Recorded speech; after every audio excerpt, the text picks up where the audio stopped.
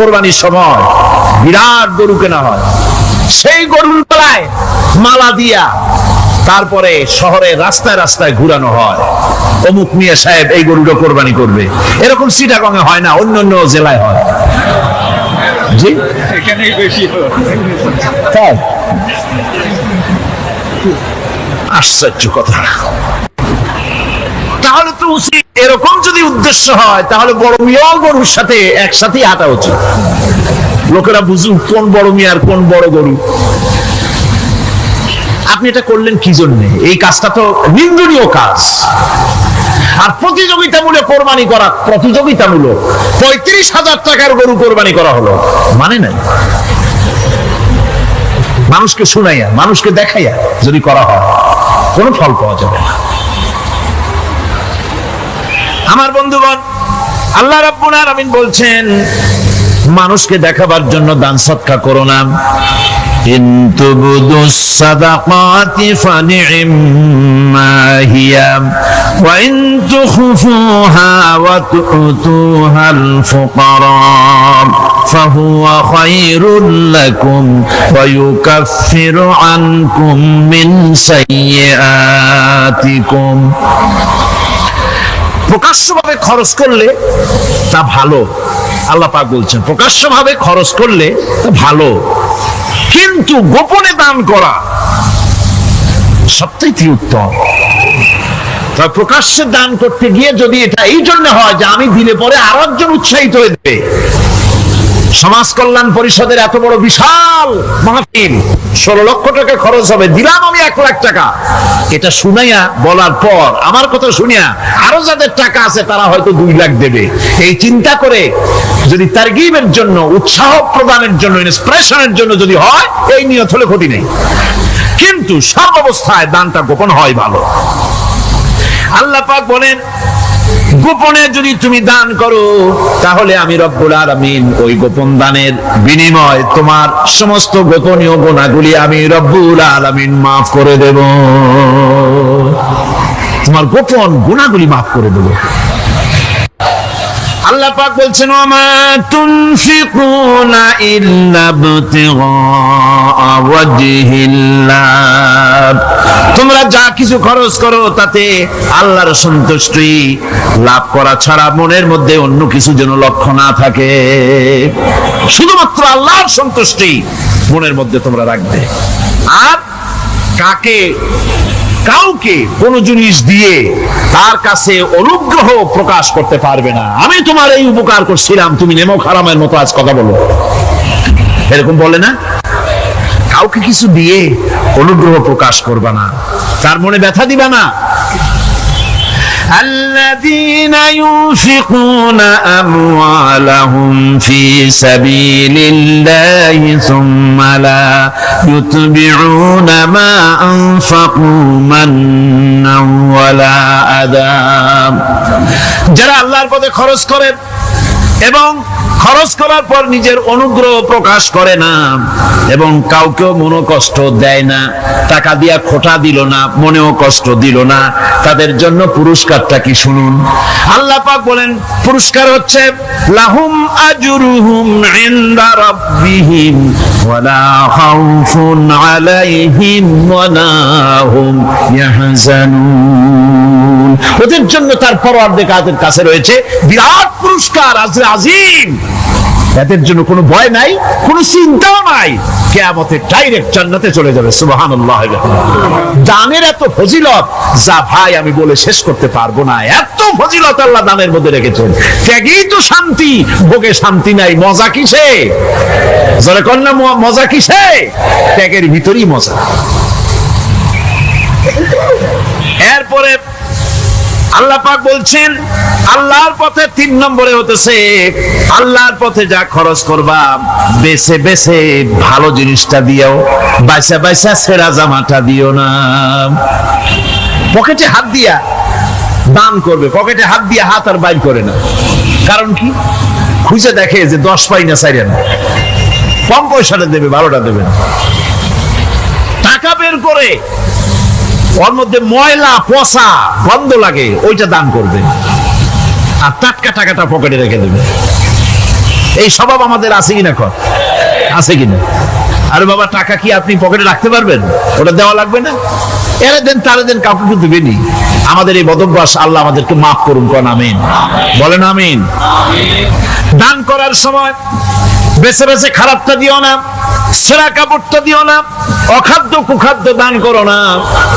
বিয়ার মজলিস, বিবাহে অনেক লোক দাওয়াত দিয়েছে, বেশি করে রান্না করছে, কম যদি হয়ে যায় বড় মিয়ার ইজ্জত নষ্ট হয়ে যাবে। মেহমান কম আসলো, এখন এই খাবারগুলি না পারিয়া তারপরে গরিবদের দেয়, না পেরে যখন খাবার কেউ নাই তখন গরিবদের দেয়। গরিবদের উদ্দেশ্য করে কিন্তু বানানো হয় নাই।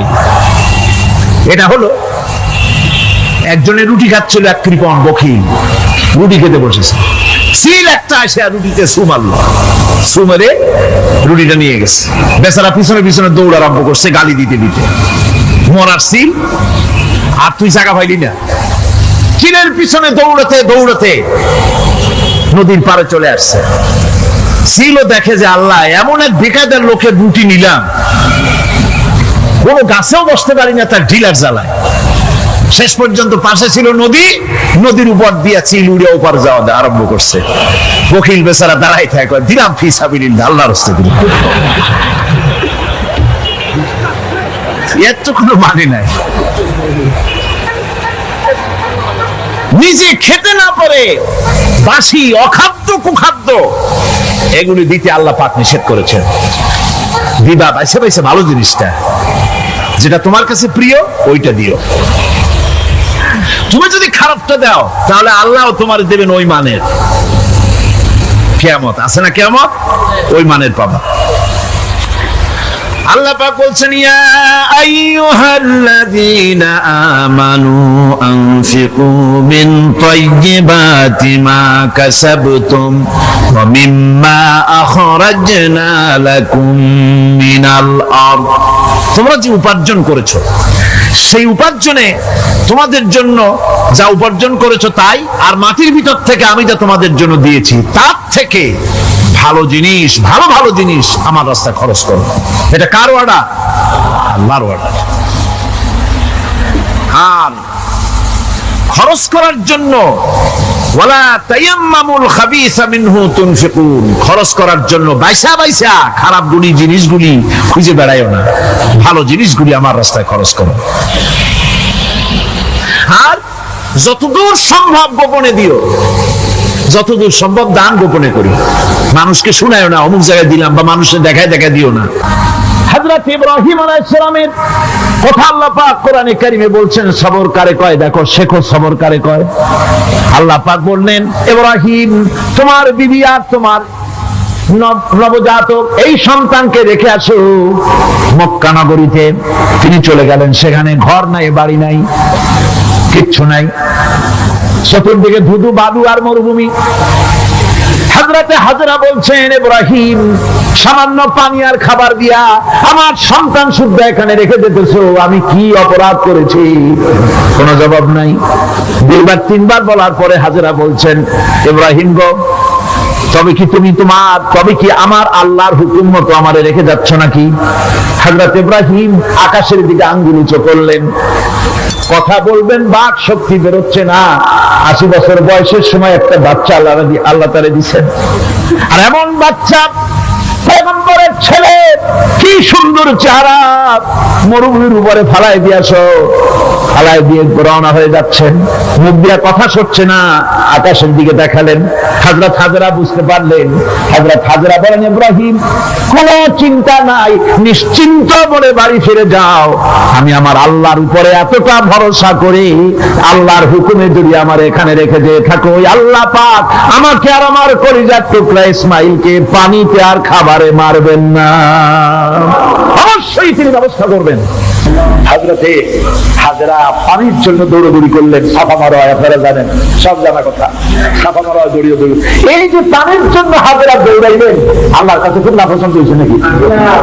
এমন পছন্দ হইল আল্লাহর কাছে, কিয়ামত পর্যন্ত তার এই বান্দির আমল, এই দৌড় আল্লাহর কাছে এমন পছন্দ হয়ে গেল, কিয়ামত পর্যন্ত সমস্ত হাজিদের জন্য আল্লাহ ওয়াজিব করে দিল, দৌড়াও।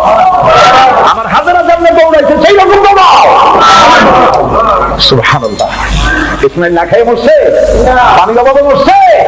হযরতে জিবরাইলকে আল্লাহ পাঠায় দিলেন, আমার ইসমাইলের পায়ের জুতা যেখানে লাগতেছে তুমি গিয়ে সেখানে পায়ে আঘাত করো।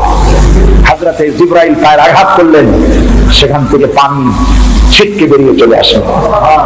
জমজম, থাম থাম। হযরতে হাজরা এসে দেখেন পানি চিকচিক করতেছে চতুর্দিকে, পানি থামানো যায় না, চতুর্দিকে পাথর দিয়ে বেড়া দিচ্ছে, তাও খাবে না। তারপরে তিনি বলছেন জাম জাম, মানে থাম থাম। পানি থেমে গেল, কিন্তু পানির উৎস থামলো না। সেই পানি পৃথিবীর কোটি কোটি মানুষ আজ পান করে, লক্ষ লক্ষ মানুষ এই পানি দিয়ে গোসল করে, উযু করে। লক্ষ লক্ষ গ্যালন পানি প্রতি বছর সারা দেশে ছড়িয়ে যায়, মক্কায় যায়, মদিনায় যায়, জেদ্দায় যায়, সমস্ত জায়গায় যায়। দরিয়া ফুরায় যাওয়ার কথা, কিন্তু কুয়া ফুরায় না। সুবহানাল্লাহ। আল্লাহর কুদরত কাকে বলে? এগুলো কি কপাল পোড়াদের কিসমতে হবে? কপাল পোড়াদের কিসমতে হবে? আল্লাহ পাক ইমানদার মুমিনদের জন্য সমস্ত নিয়ামত রেখে দিয়েছেন। আল্লাহ পাক বলেছেন ফিহা আয়াতুন বায়্যিনাত, অসংখ্য নিদর্শন। এই কাবা আর এই কাবা কেন্দ্রিক আমার অনেক নিদর্শন আছে, তাকায় দেখো কত নিদর্শন। আজ পৃথিবীর কোন শহর নাই নিরাপত্তার শহর যেখানে জীবনের নিরাপত্তা পাওয়া যাবে। আল্লাহ পাক বলেছেন ওমান দাখালাহু কানা আমিনান, যেই ঢুকবে মক্কায় আর মদিনায় সেই নিরাপত্তা লাভ করবে। সুবহানাল্লাহ, সুবহানাল্লাহ বলবেন না? সুবহানাল্লাহ বলবেন না? আমার বন্ধুগণ, এরই বলে সারেন্ডার করা। আল্লাহ রাব্বুল আলামিন বললেন আসলিম, সারেন্ডার করো। হযরত ইব্রাহিম আলাইহিস সালাম বললেন আসলামতু লিরাব্বিল আলামিন, সারেন্ডার হয়ে গেলাম। সারেন্ডার হয়ে এক পরীক্ষা পাস করলেন, আর এক পরীক্ষা দুটা পাস করছেন। সুবহানাল্লাহ। এবার 3 নম্বরের পরীক্ষা। 3 নম্বর ছেলে এবার বড় হইছে, নাদুস নুদুস চেহারা। শুনবে? সুবহানাল্লাহ। নাদুস নুদুস চেহারা, জ্ঞান। এবার যাও ছেলেকে জবাব করবে। সুবহানাল্লাহ। একটার পর একটা মারাত্মক অগ্নি পরীক্ষা। ছেলের জবাব করো। হযরত ইব্রাহিম আলাইহিস সালাম বলছিলেন আল্লাহ এইরকমের কঠিন পরীক্ষা তুমি আমার বানাইও না। বলছেন না। আমার মা বোনেরা, আমার ভাইয়েরা লক্ষ্য করেন, হযরত ইব্রাহিম ছেলেকে প্রশ্ন করলেন, তারে বললেন পরিষ্কার আল্লাহ আমাকে অর্ডার করেছেন, আমি স্বপ্নে দেখেছি আমি তোমাকে জবাব করতেছি, বলো তোমার অভিমত কি? বলো তোমার অভিমত কি? হযরত ইসমাইল বলতে পারতেন আব্বা আপনি আমার বাবা, আমার মায়ের শুদ্ধ করে ভালাই দিয়ে গেছেন, বছরের পর বছর খাবার দেন নাই, পড়ার দেন নাই, খবর নেন নাই, আজকে কোন অধিকারে আপনি আমাকে জবাব করতে এসেছেন? বলতে পারতেন না? তিনি কি তা বলেছেন? না। এর নাম মুসলমান। চিল্লায় বলেন সুবহানাল্লাহ। এর নাম মুসলমান। আল্লাহর হুকুমের সামনে মাথা নত করে দাও। হযরত ইসমাইল কি জবাব দিলেন? হযরত ইসমাইল বললেন ইয়া আবাতি ফাল মা তুমারু সাতাজিদুনি ইনশাআল্লাহু মিনাস সাবিরিন। হে পিতা, আপনি স্বপ্নে যে ব্যাপারে আদিষ্ট হয়েছেন, দেখেন ছোট্ট মানুষ কিন্তু তিনি কথা বললেন না যে আপনি স্বপ্নে যা দেখছেন তাই করেন। তিনি বললেন কি, আপনি স্বপ্নে যে ব্যাপারে আদিষ্ট হয়েছেন আপনি তা পালন করুন। ছেলের এই জ্ঞান হয়েছে আমার আব্বা আল্লাহর পয়গম্বর, আর পয়গম্বরেরা নিজের ইচ্ছায় কিছুই করে না। আল্লাহর হুকুম, আপনি আমাকে ধৈর্যধারীদের মধ্যে পেয়ে যাবেন, আমাকে ধৈর্যধারী পাবেন। আমি ছটফট করবো না, দৌড় দেবো না। তবে আমার আব্বা 3টা কাজ করেন। জবাব করার সময় আমার হাত পা বাঁধেন, যাতে করে জবাবের বেদনায়, যন্ত্রণায় আমার হাত পা আপনার গায়ে লাগলে আমার বেয়াদবি হয়ে যেতে পারে। হাত পা বাঁধেন। 2 নম্বরে আপনার চোখ পা বাঁধবেন ভালো করে, যাতে করে আমার গদ্দাম দেখলে এখানে ছুরি চালাইতে আপনার কষ্ট হইতে পারে, হাতটা শিথিল হয়ে যেতে পারে। বাপের কাছে ছেলের গদ্দাম বড় প্রিয়। বাপ তার ছেলেকে কাছে রেখে তার গদ্দামের উপরে চুমা খায়, তার কপালে চুমা খায়। আপনার চোখকে বাঁধিয়ে নিন, তাহলে কষ্ট কম হবে। আর 3 নম্বরে আর একটা দাবি আছে। 3 নম্বরে আর একটা দাবি হলো আমার মা হাজেরা, জনম দুঃখিনী মা আমার, কোন সন্তান তার নাই, মা বলে ডাকবার মতো আমাকে জবাহ করার পরে আমার রক্ত মাখা জামাটা আমার মায়ের দিয়া দিবেন, আর বলবেন যেন কান্দাকাটি না করে, কিয়ামতের দিন আল্লাহর দরবারে মায়ের সাথে আমার দেখা হয়ে যাবে। হযরত ইব্রাহিম ছেলের হাত পা বাঁধলেন, নিজের চোখ বেঁধেছেন, আল্লাহর আকাশের ফেরেশতারা তাকায় দেখতেছেন কি সাংঘাতিক পরীক্ষা। এত বড় পরীক্ষা পৃথিবীর কোন মানুষকে আল্লাহ রাব্বুল আলামিন করেন নাই। কি কঠিন পরীক্ষা! নিজের ছেলের গলায় ছুরি চালানো বাপের পক্ষে কি সম্ভব? হযরত ইব্রাহিম আলাইহিস সালাম কোরআনে কারীমের মধ্যে রব্বুল আলামিন সুন্দর করে বলেছেন, ফালাম্মা আসলামা ওয়া তাল্লাহু লিল জাবিন। বাচ্চাটা দুজনে রাজি হয়েছে, ছেলেটারে কাট করিয়া ছুরি ধরছে, ছুরি চালানো শুরু হয়ে গেছে। আল্লাহর ইচ্ছা আছে ইসমাইল জবাই হয়ে যায়, আল্লাহর ইচ্ছা পরীক্ষা করা। আর ইব্রাহিম আলাইহিস সালাম পরীক্ষার রেজাল্ট জানেন না, ঠিক কিনা? ছেলে জবাই হবে কি হবে না এটা কি জানা আছে? তার জানা আছে জবাই হবেই। শক্তভাবে ছুরি চালাচ্ছেন, কাটে না, গলা কাটে না। এরপরে আল্লাহ রাব্বুল আলামিন আকাশের ফেরেশতারা কাঁদতেছে এই দৃশ্য দেখে আল্লাহ পাক দুম্বার ব্যবস্থা করে দিলেন। দুম্বা ইসমাইলকে, হযরত ইব্রাহিম তো চোখ বাঁধা, ইসমাইল আলাইহিস সালামকে সরাইয়া দুম্বার সামনে দিয়েছে, দুম্বা জবাই হয়ে গেছে। সুবহানাল্লাহ! আল্লাহ রাব্বুল আলামিন হযরত ইব্রাহিমকে শোনায় দিলেন, وَنَادَيْنَاهُ أَن يَا إِبْرَاهِيمُ قَدْ صَدَّقْتَ الرُّؤْيَا إِنَّا كَذَلِكَ نَجْزِي الْمُحْسِنِينَ।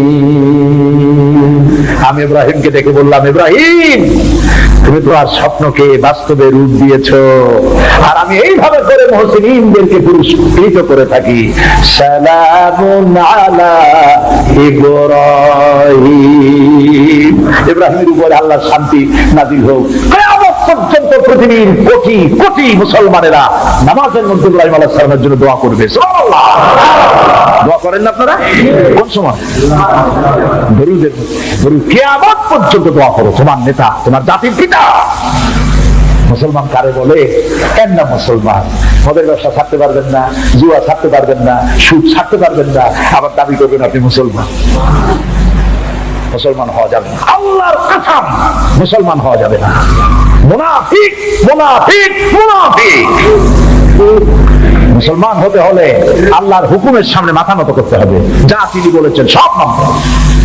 মিথ্যা ছেড়ে দিতে হবে, ওজনে কম দেওয়া যাবে না, খাদ্যে ভেজাল দেওয়া যাবে না, নিজের স্ত্রীকে নিজের মেয়েকে বেপরদা করা যাবে না, বৈশাখী মেলার নামে নিজেদের মেয়েগুলিকে সৌন্দর্য প্রদর্শনী করে মানুষের সামনে বের করা যাবে না। এর নাম ইসলাম। এর নাম কি? এই ধরনের মুসলমান হইতে পারবো আমরা? হইতে পারবো? এই ধরনের মুসলমান হইতে রাজি আছি? কারা কারা রাজি?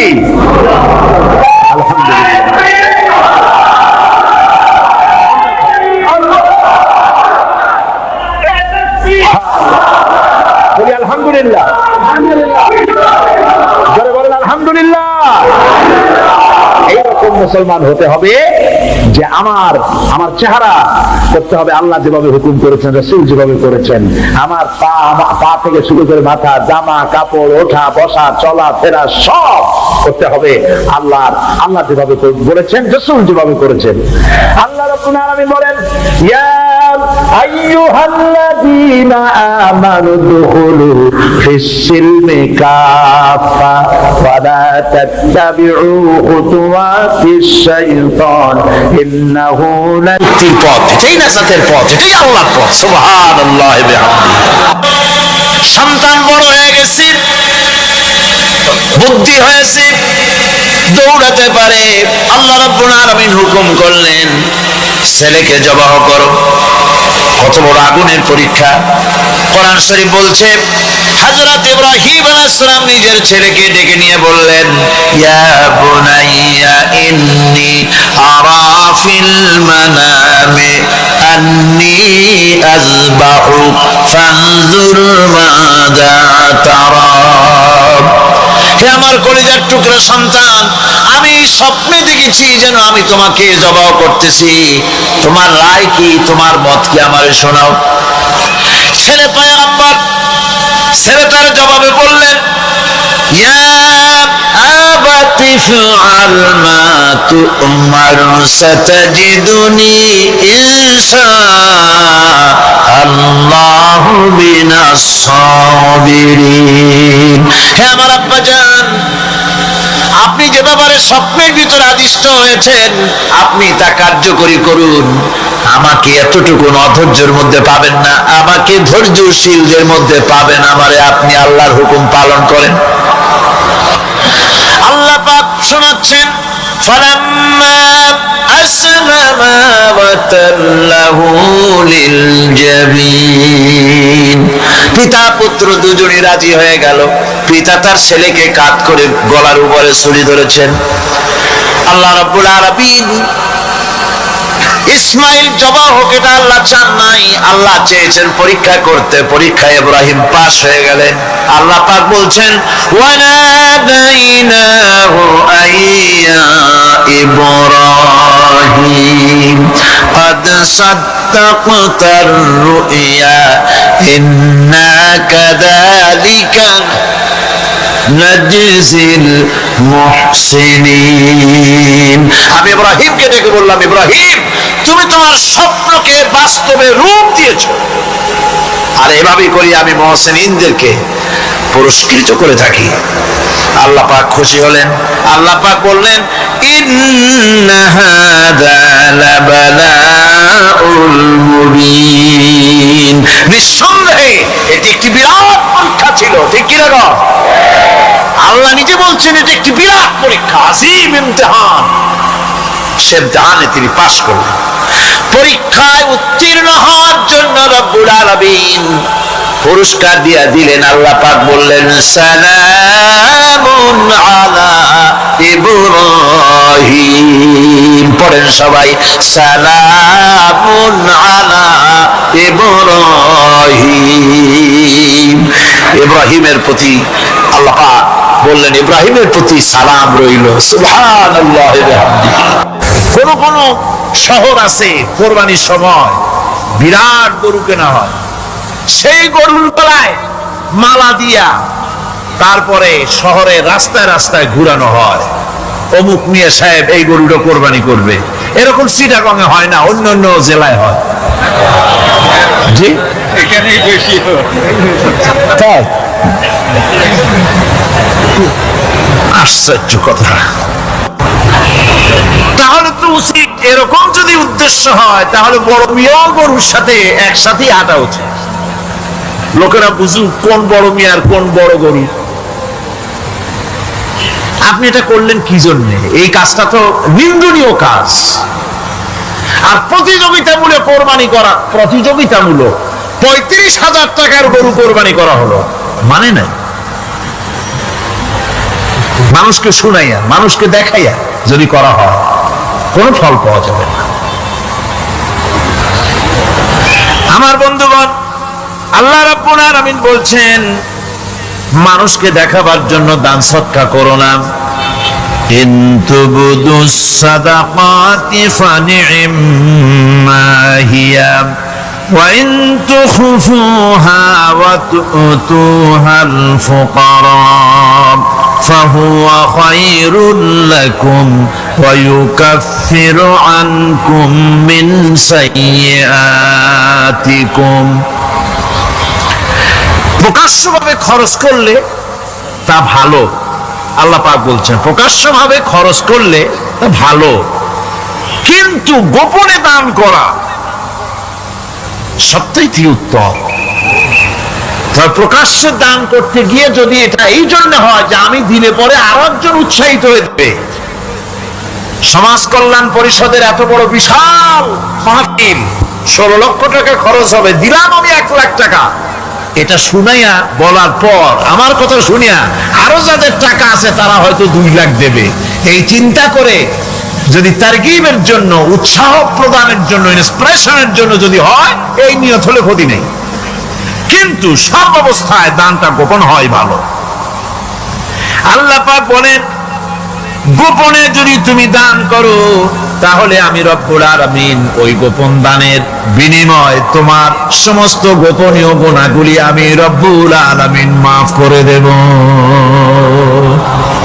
তোমার গোপন গুনাহগুলি মাফ করে দেব।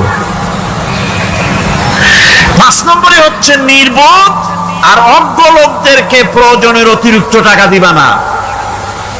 দেখেন ইসলামের কি সুন্দর বিধান। বোকা, নির্বোধ, অজ্ঞ আছে না সমাজে? তুমি মহব্বতে, আল্লাহর মহব্বতে ওর লাগে 500 টাকা দিয়ে দিলা 5000 টাকা, এ তো সর্বনাশ করে ফেলাবে। সে তো খারাপ জায়গায় তা ব্যাক করবে। এই জন্য অজ্ঞ লোকদেরকে, নির্বোধ লোকদেরকে প্রয়োজনের অতিরিক্ত দিতে আল্লাহ নিষেধ করেছেন। তবে আল্লাহর ইচ্ছা হচ্ছে এই যে যত বড় পাপী হোক আর যত বড় খোদাদ্রোহী হোক না কেন, প্রত্যেকের খাওয়া, পড়া, শিক্ষা, চিকিৎসা গ্যারান্টি দিতে হবে। সুবহানাল্লাহ। কোন এর নাম তো আল্লাহ। এর নাম কি? আল্লাহ পাক, যার ভেতরে কোনো কার্পণ্যতা নাই। আল্লাহরে মানলেও আল্লাহ খাইতে দেন, না মানলেও দেন, সকলকেই দেন সমভাবে।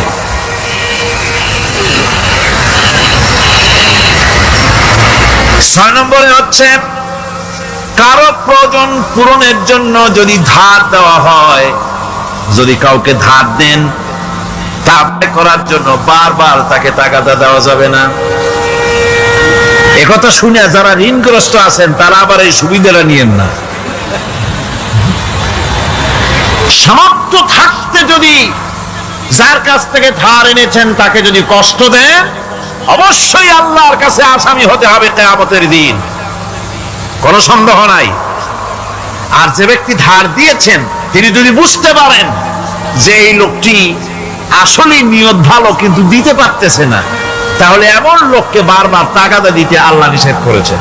তাকে শরম দিও না, তাকে সময় দাও। وَإِنْ كَانَ ذُو عُسْرَةٍ فَنَذِرَةٌ إِلَى مَيْسَرَةٍ وَأَنْ تَصَدَّقُوا خَيْرٌ لَكُمْ إِنْ كُنْتُمْ تَعْلَمُونَ। ঋণগ্রস্ত ব্যক্তির আর্থিক অবস্থা খারাপ হলে সচ্ছল হওয়া পর্যন্ত তাকে সময় দাও। আর তাকে যদি ক্ষমা করে দিতে পারো সেটা তো অনেক ভালো কথা। আল্লাহ তোমার প্রতি রহম করবেন। যদি ক্ষমার তাকে যদি সে দিতেই পারবে না এমন অবস্থা যদি হয়, তাহলে তাকে তুমি ক্ষমা করে দিও। কিছু সংখ্যক লোক আছে যারা ধার নিয়ে আসলে ফাঁকি দিতে চায়। আছেন এমন সমাজে? না নাই? কিছু লোক আছে ধার নেয়, ভাই দেব 1 মাসের মধ্যে, কোনো সন্দেহ নাই। 6 মাস যায় তারপরেও দেয় না। অন্য কাজ করে মিটাই, অন্য কাজ মিটায়, কিন্তু এর টাকা পরিশোধ করে না। এরকম লোকও আছে, তারা আল্লাহর কাছে দায়ী হবে। একবার পত্রিকায় দেখেছিলাম কার বাড়িতে কার্টুন দিয়েছে, বাড়িতে বিরাট সাইনবোর্ড লাগাইছে কুকুর হইতে সাবধান। তার বন্ধু বলছে, ভাই তুমি কুকুর কিনলে কবে? কয় যে না, কুকুর কিনি নাই, সাইনবোর্ড লাগাইছি পাওনাদারদেরকে ঠেকাবার জন্য, যাতে সহজে বাড়ির মধ্যে না ঢোকে। এই চালাকিটা আর কেউ বুঝুক আর না বুঝুক, আল্লাহ পাক তো খুব ভালো করেই বোঝেন। 7 নম্বরের কথা হলো দান করার ব্যাপারে, যে আপনি দান করতে করতে যা আছে সব ফতুর করে ফেলাবেন, এটা কিন্তু ইসলাম চায় না। আপনার সন্তান সন্ততিকে বঞ্চিত করে, স্ত্রী পুত্রকে বঞ্চিত করে সমানে দান করবেন, ঘরে না খেয়ে থাকবেন, এই অবস্থা যেন না হয়। খরচ করবেন কি? আল্লাহ পাক বলছেন, وَيَسْأَلُونَكَ مَاذَا يُنْفِقُونَ قُلِ الْعَفْوَ। নবী আপনাকে প্রশ্ন করা হয় কি খরচ করব? আপনি বলুন প্রয়োজনের অতিরিক্ত জিনিস যেটা আছে সেটাই আল্লাহর জন্য খরচ করে দাও। তোমার প্রয়োজন যখন মিটে গেছে, ব্যাংকের মধ্যে অসংখ্য টাকা জমা রাখা খালি গুনতেছো বসে বসে, তা না করে অভাবগ্রস্ত মানুষদের প্রয়োজন মিটাও। খরচ করার ভিতরে আর খরচ না করার ভিতরে ভারসাম্য রক্ষা করতে হবে। ولا تجعل يدك مغلولة إلى عنقك ولا تبسطها كل البسط فتقعد ملوما محسورا। তোমাদের ডানের হাত দুটায় একেবারে গলার সাথে বেঁধে রেখো না, আবার এমন বেশি ছেড়েও দিও না, কারণ এর ফলে তোমাকে অনুতপ্ত হওয়া লাগতে পারে, কার্পণ্যতাও না হয় আর দ্বিতীয় মতো দিয়ে সব ফতুরু না হয়ে যাও। দুটোর মধ্যে ব্যালেন্স হতে হবে। আর 8 নম্বরে কথা হচ্ছে যে এই দানের উপযুক্ত কারা। আপনি তো যাকাত দিবেন কাদের, সে কথা আল্লাহ বলে দিয়েছেন, আগে বলা হয়েছে না? কয়টা খাতে দিবেন? মাশাআল্লাহ মনে আছে আপনাদের। আর এমনি সাধারণ দান সাদকা কাদেরকে দিবেন, উপযুক্ত পাত্র কারা, তার একটা লিস্ট আল্লাহ দিচ্ছেন। وبالوالدين إحسانا وبذي القربى واليتامى والمساكين والجار ذي القربى। নিজের পিতামাতা, নিকট আত্মীয়, ইয়াতীম, মিসকিন এবং আত্মীয় প্রতিবেশী তাদেরকে দিবে। আমি কিন্তু এখন যাকাতের কথা বলছি না, মা বাপকে যাকাত দেওয়া যাবে না। এটা হচ্ছে দান, সহযোগিতা করা, ইহসান করা। এই ইহসান মা বাপকে, প্রতিবেশী আত্মীয় যারা, মিসকিন যারা, এতিম যারা, অনাত্মীয় প্রতিবেশী যারা, চলার সাথী, প্রবাসী এবং নিজের চাকর চাকরানি যা কিছু আছে, এই সকলকেই এই সাহায্য করতে হবে, একথা আল্লাহ বলে দিয়েছেন। এবং আমরা যে আয়াত আলোচনা করতেছি সে আয়াতের ভিতরেও এই ফেরেশতা আল্লাহ পাক বলে দিয়েছেন। আল্লাহর রাস্তায় যারা দান করবে তাদের সম্পর্কে আল্লাহ বলছেন এখন, মাসালুল লাযীনা ইউনফিকুনা আমওয়ালাহুম ফি সাবিলিল্লাহি কামাসালি হাব্বা। আল্লাহর রাস্তায় খরচ করা এর দৃষ্টান্ত হলো একটা দানার মতো, যেই দানাটা থেকে 7টা ডাল বেরিয়ে গেল। ফি কুল্লি সুমবালাতিন মিআতু হাব্বা, একটা দানা থেকে 7টা ডাল বেরোলো, এক একটা ডালে 100 করে দানা হলো, সব মিলাইয়া 700 দানা হয়ে গেল। ওয়াল্লাহু ইউদাইফু লিমান ইয়াশা ওয়াল্লাহু ওয়াসিউন আলীম। আল্লাহ পাক বলেন এই পৃথিবীতে একটা দানায় 700 দানা যে আল্লাহ রাব্বুল আলামিন তোমার হাতে ধরায় দিলেন, সে আল্লাহ পাকের ব্যাংকে যদি টাকা জমা রাখো, আল্লাহর রাস্তায় যদি খরচ করো, 700 গুণ বাড়াইয়া আল্লাহ তোমার হাতে ধরাইয়া দিবেন। আল্লাহু ইউদাইফু লিমান ইয়াশা, আর আল্লাহ ইচ্ছে করলে এর থেকেও বেশি তোমাকে দান করবেন। সুবহানাল্লাহ কোন জোরে। আর এই দান করতে হবে মরার আগে। কোন সময় দেবেন কোন? আমার দেশে বহু মুসলমান আছে যারা বলে, হুজুর আসি আপনাদের পিছনে, যা বলেন আসি, জীবন দিয়া দেব। এরা খুব চালাক, জীবন দিতে চায়, মাল দিতে চায় না। আল্লাহ তো আগে জীবন চায় নাই, আল্লাহ আগে কি চেয়েছেন? কোন আল্লাহ আগে কি চেয়েছেন? আল্লাহ চেয়েছেন মাল। وَتُجَاهِدُونَ فِي سَبِيلِ اللَّهِ بِأَمْوَالِكُمْ وَأَنفُسِكُمْ। আল্লাহ পাক বলেন জিহাদ করো আমার রাস্তায় মাল দিয়ে আর জান দিয়ে। মাল দাও আগে, মাল না দিয়া যদি আগে মরে যাও, মালটা তো থেকেই গেল। সুতরাং মাল আগে আমার রাস্তায় দাও। দেবা কখন? মরার আগে দাও।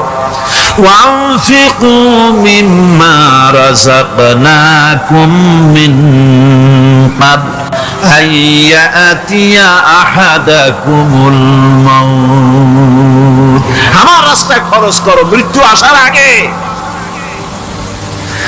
فَيَقُولَ رَبِّ রব্বি লাউলা আখরতানি ইলা আজালিন করিব, যদি মরার আগে না দাও, মৃত্যুর সময়, মৃত্যু যখন এসে গেল সেই সময় যদি বলো, অনুশোচনা যদি করো, আহারে যদি আমি সময় পাইতাম, একটু খানিক যদি সময় দিতে আল্লাহ, একটু সময় আমারে যদি দাও, ফাসাদ্দাকা ওয়া আকুম মিনাস সলিহিন, দান সদকা করব, সব আল্লাহর রাস্তায় দিয়ে দেব, আর আমি সালেহ বান্দাদের মধ্যে শামিল হয়ে যাব। আল্লাহ একটু সময় আমারে দাও।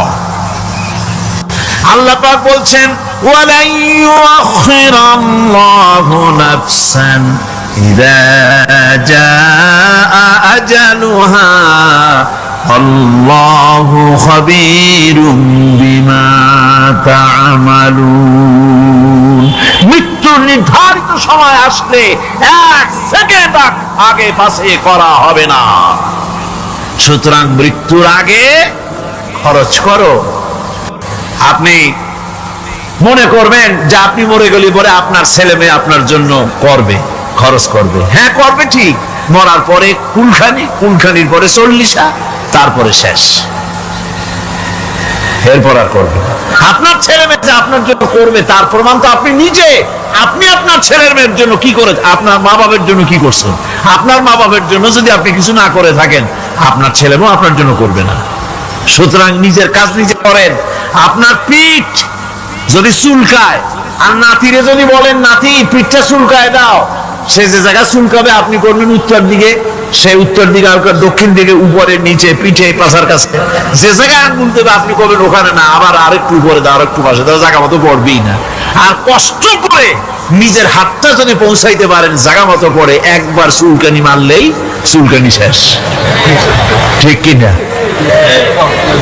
সুতরাং আপনি অন্যের উপরে ভরসা না করে নিজের খরচ নিজেই করে যান, নিজের কাজ নিজে করে যান, আল্লাহর রাস্তায় খরচ করে যান, বেশি পরিমাণে খরচ করেন।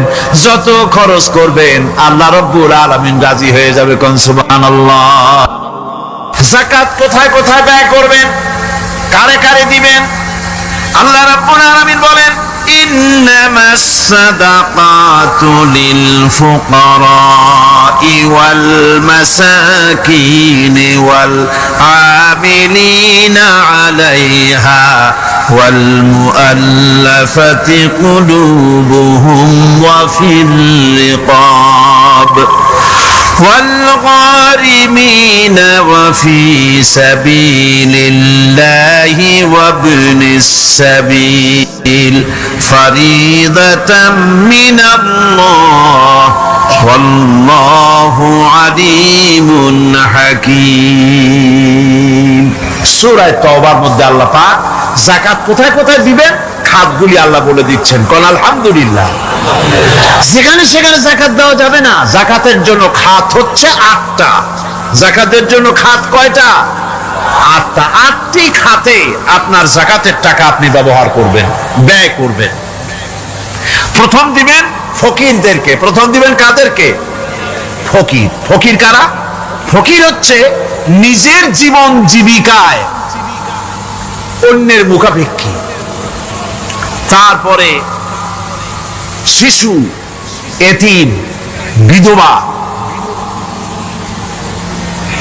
জীবন চালানো খুবই কষ্টকর, অভাবগ্রস্ত লোক, এরা হচ্ছে ফকির। আর মিসকিন হচ্ছে যারা নিজেদের প্রয়োজন উপযোগী অর্থ উপার্জন করার সামর্থ্য নাই, আর মানুষের কাছে আত্মমর্যাদার কারণে হাত পাততেও পারে না। এক কথায় এক গরিব ভদ্রলোক।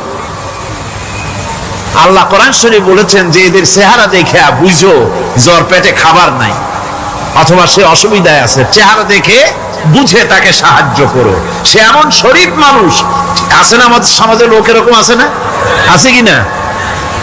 ঘরের মধ্যে 3 দিনও রান্না হয় নাই, কিন্তু দাড়ি টাড়ি সুন্দর করে আশ্রয়া জামাটা পরিপাটি করে গায়ে দিয়ে বেরোচ্ছে, কারোর কাছে হাত পাতে না, তার সরাপথে তার ভদ্রতায় বাঁধে। ওনার সরাপথে বেঁধেছে উনি চাবেন না কারো কাছে, কিন্তু উনাকে যিনি সৃষ্টি করেছেন সে আল্লাহ রাব্বুল আলামিন শোনায় দিচ্ছেন, বান্দারা আমার ওই গরিব ভদ্রলোককে খাবার দাও। ওরা হচ্ছে মিসকিন। এরপরে আমিলিন, 3 নম্বরে আমিলিন, অর্থাৎ যারা যাকাত সরকারিভাবে যাকাত যারা আদায় করে সেই আদায়কারীদেরকে এই যাকাতের টাকা দিয়ে তাদের সম্মানী দিতে বলা হয়েছে। ইসলামী গভর্নমেন্ট আসলে যাকাত তো আর আপনার খুশি মতো থাকবে না, যাকাত দিতে আপনি বাধ্য হবেন। যাকাত দিতে আপনি বাধ্য হবেন। যাকাত আদায় করবে গভর্নমেন্ট। কে আদায় করবে? গভর্নমেন্ট আদায় করবে, আর গভর্নমেন্ট ডিস্ট্রিবিউট করবে। ওয়াল মুআল্লাফাতিল কুলুব, মনতুষ্টির জন্য, যাদের মন জয় করতে হবে এই ধরনের লোকদেরকে। ওয়ার রিকাব, আর গলদেশের মুক্তিদানের জন্য।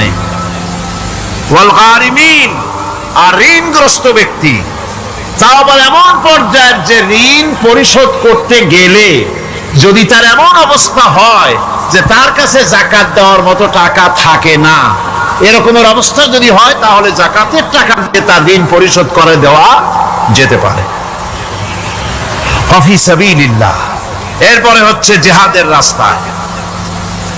জিহাদের রাস্তা মানে জিহাদ যখন শুরু হবে সেই জিহাদের ময়দানে আপনি বন্দুক রাইফেল কিনে দেওয়ার সাহায্য করবেন সেটা নয়, কিন্তু শুধু এটাকেই বোঝানো হয় নাই। ফি সাবিলিল্লাহ বলতে বোঝানো হয়েছে আল্লাহর রাস্তায় সংগ্রামরত সব ব্যাপারে আপনি সাহায্য করবেন, ইসলামী আন্দোলনের জন্য করবেন। যারা ইসলামের জন্য বইপত্র লেখে তাদের জন্য করবেন, যদি পয়সায় কুলাতে না পারে সেখানে সাহায্য করবেন। ইসলামী আন্দোলনকে বিজয় করার জন্য সাহায্য করবেন। এক কথায় আল্লাহর রাস্তা বলতে যা বুঝায় এগুলিকে দিবেন। ইবনে সাবিল, এরপরে পথিক মুসাফির। পথিক মুসাফির সে যদি বাড়িতে ধনী থাকে, ঢাকায় ধনী, কিন্তু চট্টগ্রামে এসে সর্বহারা হয়ে গেছে, টাকা পয়সা সব লুটপাট হয়ে গেছে, এখন বাড়ি ফেরার উপায় নাই, যাকাতের টাকা দিয়ে তাকে সাহায্য করা যেতে পারে। এই 8টি খাতে এভাবে যাকাত দেওয়ার জন্য আল্লাহ খাত সৃষ্টি করেছেন। কয়টা খাত হলো? 8টা খাত। টাকায় টাকা টানে, একজনে শুনছিল টাকায় টাকা টানে, সে মনে করলো কেমনে টাকায় টাকা টানে। তারপরে সে এক ব্যাংকের সামনে গিয়ে অনেক টাকার মধ্যে নিজের একটা টাকা ছুঁড়ে মেরেছে। ঘন্টা 2 দাঁড়ায় আছে, দেখে যে তার টাকা আসে না। তখন ব্যাংকের দারোয়ান এসে পিছন থেকে গলাটা ঠেসে ধরছে, বেটা তুমি চোর নাকি, না হাইজ্যাকার, না মাস্তান, না চাঁদাবাজ? কয় যে না, আমি এর কোনোটাই না। তাহলে এই পজিশন নিয়ে দেখতেছ কি? কয় যে আমি শুনছিলাম টাকায় টাকা টানে, সেজন্য আমার পকেটে একটা টাকা ছিল, ওই যে কেশিয়ার টাকাগুলি গুনতেছে ওইখানে মারলাম, দেখিনি টাকা, আমার টাকায় কিছু টাকা টাইনে আনে। এতক্ষণ দাঁড়ানো, আমার টাকা তো টানলই না, আমার যে একটা টাকা তাও আসে না। দারোয়ান বলছে, বেটা তুমি ঠিকই শুনেছো, টাকায় টাকা ঠিকই টানে, ওই অনেকগুলো টাকা তোমার একটা টাকারে এমন ভাবে টাইনিয়া ধরছে, বাইরে আবার উপায় নেই। সুদভিত্তিক অর্থ ব্যবস্থায় গরিবরা এভাবে শোষিত হয়। শোষিত হয় কারা? গরিবরা। সিনেমা কারা বানায়? ধনীরা। শোষিত হয় কারা? গরিবেরা। লক্ষ্য করেন, টাকা আল্লাহর কথা কত বাস্তব। ধনীরা সিনেমা বানায়, শোষিত হচ্ছে গরিবেরা। রিক্সা চালায়, ঠেলা গাড়ি চালায়, মাথার ঘাম পায়ে ফেলেছে, পরিশ্রান্ত হয়েছে, বিকাল বেলায় সেই টাকা নিয়ে যাচ্ছে বাজার করতে, সিনেমা হলের সামনে যায় দেখে সর্বনাশ, যুবক একটা যুবতীর জড়ায় ধরছে 2 হাত দিয়া, নিচে লেখা কি যে প্রেম আর কত যে জ্বালা। বেচারা গরিব মানুষ মাথা গরম হয়ে গেছে এটা দেখিয়া, যে বাইরে যদি এত জ্বালা, ভিতরে না জানি কত মজা।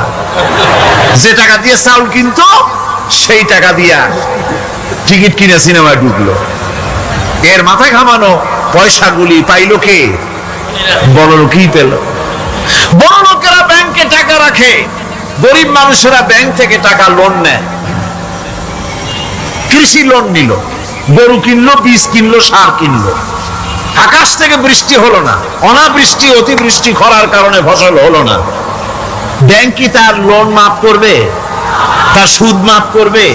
শেষ পর্যন্ত গরুটা বেচা, মায়ের হাতের বউ হাতের শেষ চুরি গাছা বিক্রি করে লোন পরিশোধ করলো।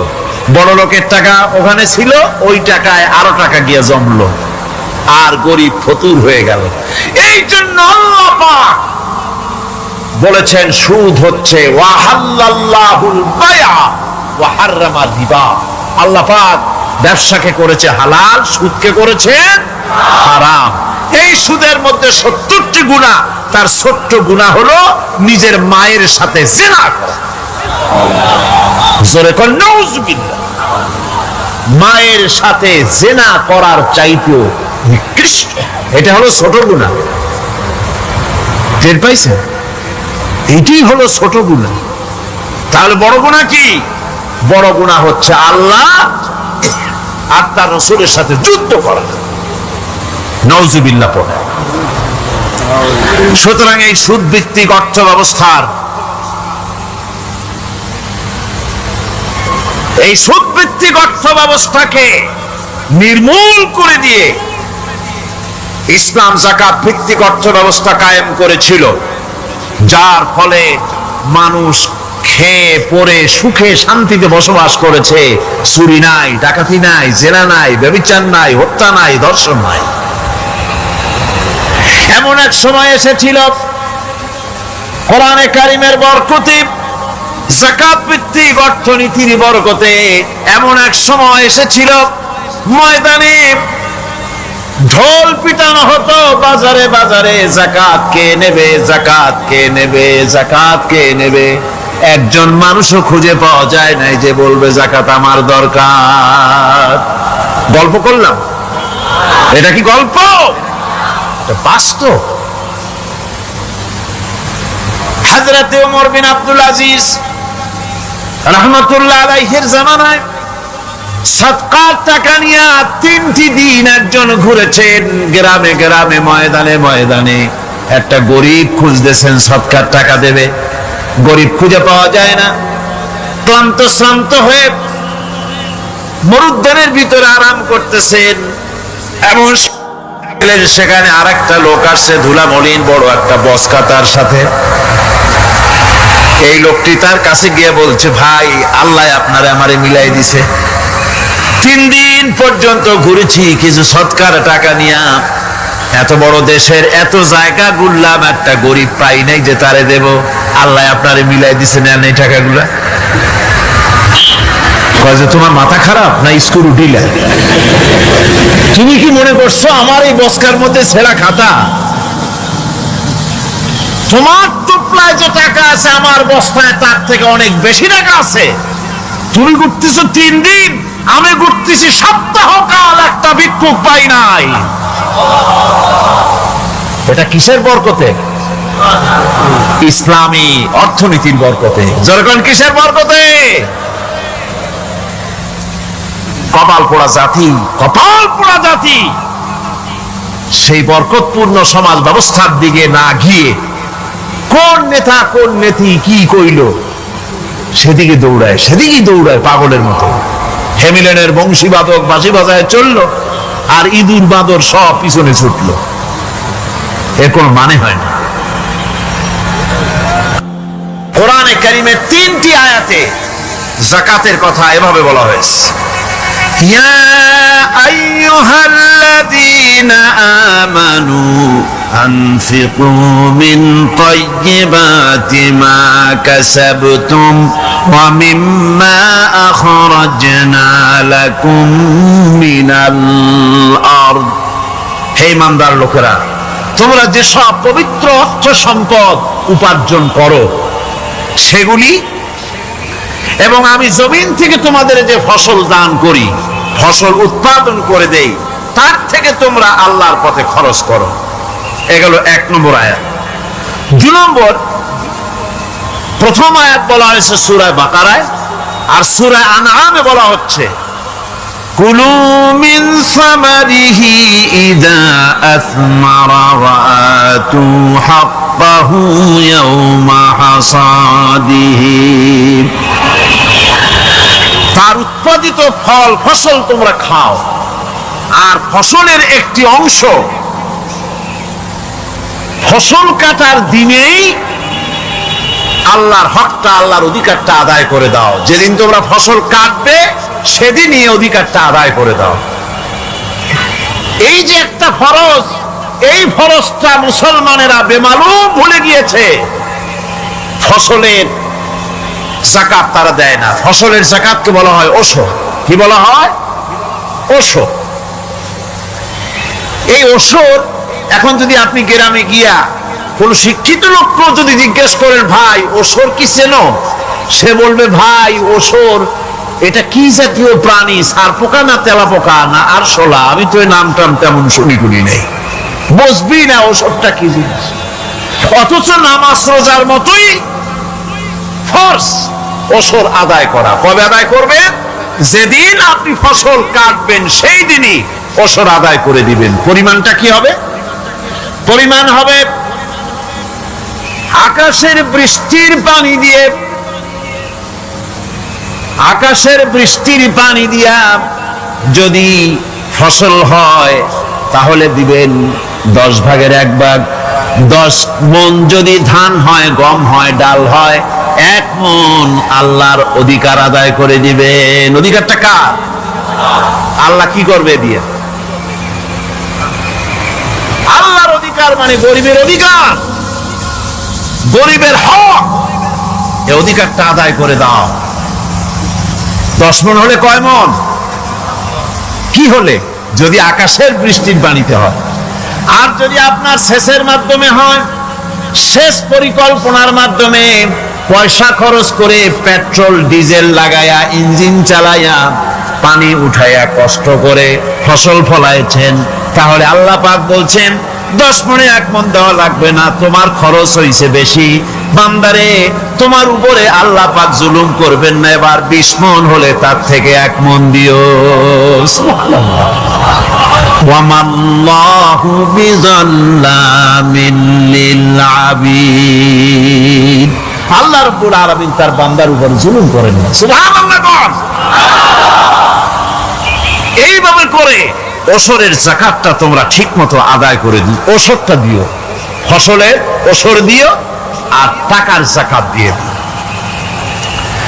যারা এটা দিবে না তাদের সম্পর্কে আল্লাহ পাক সূরা তওবার ভিতরে বলেছেন, ওয়াল্লাযীনা ইয়াকনিজুনা আয-যাহাবা ওয়াল ফিদ্দাতা ওয়া লা ইউনফিকুনাহা ফি সাবিলিল্লাহি ফাবাশশিরহুম বিআযাবিন আলীম।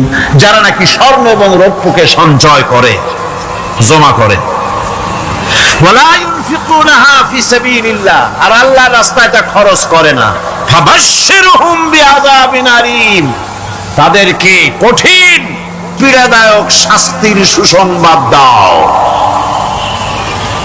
পীড়াদায়ক শাস্তির কি দাও? শাস্তির কি সুসংবাদ হয় নাকি? হয়তো উচিত ছিল শাস্তির দুঃসংবাদ শোনাও, না, আল্লাহ বলছেন সুসংবাদ শোনাও। এটার দৃষ্টান্তটা আমার ভাষায় আমি মানুষকে এভাবে বুঝাই। ছেলে খুব দুষ্ট, দুষ্টামির ঠেলায় অস্থির, তার মা মোটেই সামলাতে পারছে না।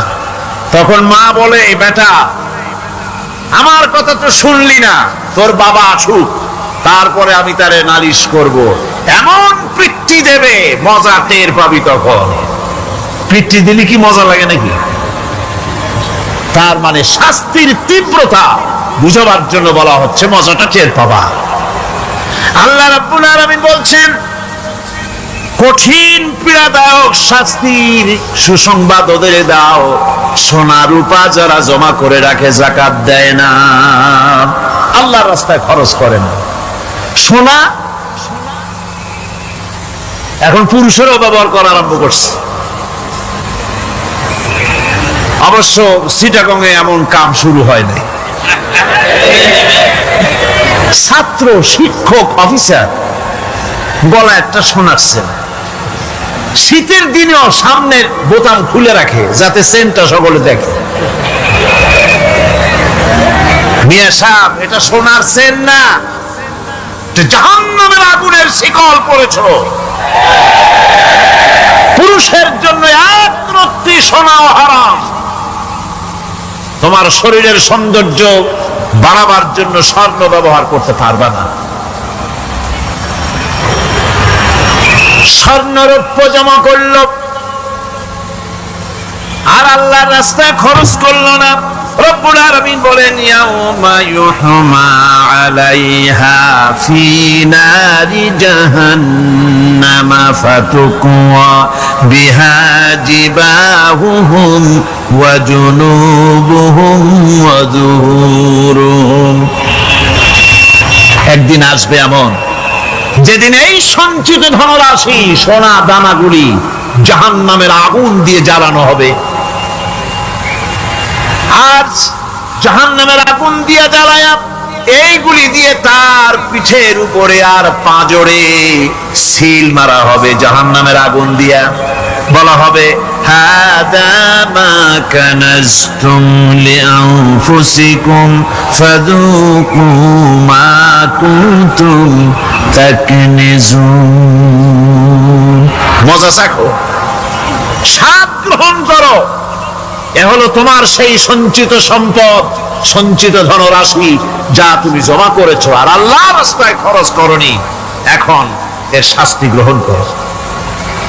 সুতরাং সঞ্চয় জমা করা, সঞ্চয় করা, মাল জমা করা এক শ্রেণীর লোক আছে। আল্লাহ পাক বলছেন, আল্লাযী জামা মালান ওয়া আদ্দাদা। মাল জমা করে আর মোছে তেল মাখে। টেলিফোন করে, হ্যালো, সোনালী ব্যাংকের ম্যানেজার সাহেব নাকি? বলে, হ্যাঁ, দেখুন তো আমার ব্যালেন্সটা কত। উনি বললেন, বল্টু সাহেব, আপনার ব্যালেন্স হচ্ছে 50,77,372 টাকা 79 পয়সা। তখন মোজ ঘষে, আতর লাগায়, তেল মাখে আর মনে মনে আনন্দ হয়, আরো কিছু জমা করতে পারলেই তো কঠিন কোটায় পৌঁছে যাব। আল্লাযী জামা মালান ওয়া আদ্দাদা। মাল জমা করে আর গুনতে থাকে, আল্লাহর রাস্তায় খরচ করে না। আল্লাহ রাব্বুল আলামিন বলছেন, খুয মিন আমওয়ালিহিম সাদাকাতান তুতাহহিরুহুম ওয়া তুযাক্কিহিম বিহা। তাদের অর্থ সম্পদ থেকে যাকাত উসুল করে তাদেরকে পবিত্র করে দাও। যাকাত আদায় করার মানেই হলো তার সম্পদগুলি পাক হয়ে গেল। কোন আলহামদুলিল্লাহ, সম্পদ পাক হয়ে গেল, পবিত্র হয়ে গেল। আর যেই সম্পদের যাকাত দেওয়া হয় না, আল্লাহর রাস্তায় খরচ করা হয় না, তা সম্পূর্ণরূপে অপবিত্র, নাপাক। কি পরিমাণ সম্পদের নিসাবটা কেমন হবে? নিসাব হবে 52.5 তোলা রৌপ্য যদি আপনার কাছে থাকে, আপনি বাজার দর হিসাবে যাকাত দিবেন। স্বর্ণ 7.5 তোলা পর্যন্ত যদি হয়ে যায়, তাহলে অবশ্যই বাজার দর হিসাবে প্রতি বছর তার যাকাত দিবেন। ছাগল যদি 40টা থাকে, যাকাত দিবেন। গরু যদি 30টা থাকে, তাহলে যাকাত দিবেন। যাকাতের মাসলাটা খুবই কঠিন। যেখানে সেখানে গিয়ে জিজ্ঞেস করে এর জবাব পাওয়া সুকঠিন হয়ে যাবে। এই জন্য মাল পবিত্র করার জন্য, জাহান্নামের কঠিন শাস্তি থেকে বাঁচার জন্য আমি আপনাদেরকে উপদেশ দেব, সাজেশন করব, পরামর্শ দেব একটা বই পড়ার জন্য। বইটা লেখক হচ্ছেন আল্লামা ইউসুফ আল কারজাবী। বর্তমান আসরে, এই বর্তমান বিশ্বের একজন সাহসী মুফাক্কির ইসলাম, কাতার ইউনিভার্সিটির শরিয়া ফ্যাকাল্টির ডিন। তার লেখা ফিকহুজ যাকাত। এই আরবি বিশাল এই আরবি গ্রন্থের অনুবাদ করেছেন অনুবাদ রাজ্যের রাজা। এদেশে ইসলামী আন্দোলনের এই ভূখণ্ডের পুরোধা, ইসলামী আন্দোলনের বর্তমান সব নেতাদের উস্তাদ আল্লামা হযরত মাওলানা আব্দুর রহিম সাহেব রাহিমাহুল্লাহ, আল্লাহ তাকে জান্নাতুল ফেরদাউসের মেহমান বানায় নিক, জোরে কোন আমিন। তিনি এটার অনুবাদ করেছেন ইসলামে যাকাতের বিধান। ইসলামে, নামটা মনে রাখেন, ইসলামে যাকাতের বিধান। ইসলামী ফাউন্ডেশন বইটা বের করেছে, এত বড় 2টি খণ্ড। এই বইটি আপনারা সংগ্রহ করবেন। আল্লাহ রাব্বুল আলামিনকে জানতে চায়, চিনতে চায়, তার পদ্ধতি হচ্ছে তার সৃষ্টিকে জানা। তার সৃষ্টির মাধ্যমে তাকে চেনা যাবে।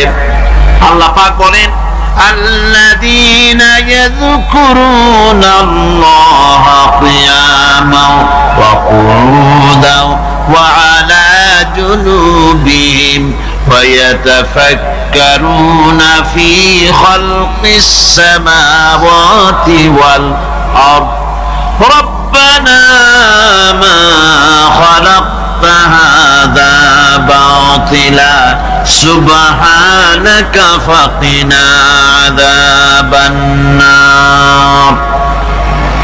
আল্লাযীনা ইয়াযকুরুনাল্লাহা কিয়ামান ওয়া কুউদান ওয়া আলা জুনুবিহিম, যারা দাঁড়িয়ে, বসে, শুয়ে, এক কথায় সর্বাবস্থায় যারা আল্লাহ পাককে স্মরণ করে, তার আকাশ এবং জমিন সৃষ্টির ব্যাপারে চিন্তা ভাবনা করে, রাত এবং দিনের পরিবর্তনের চিন্তা করে, তার সৃষ্টি নৈপুণ্যতা নিয়ে যারা গবেষণা করে, তারাই হচ্ছে আল্লাহ পাকের খাঁটি বান্দা।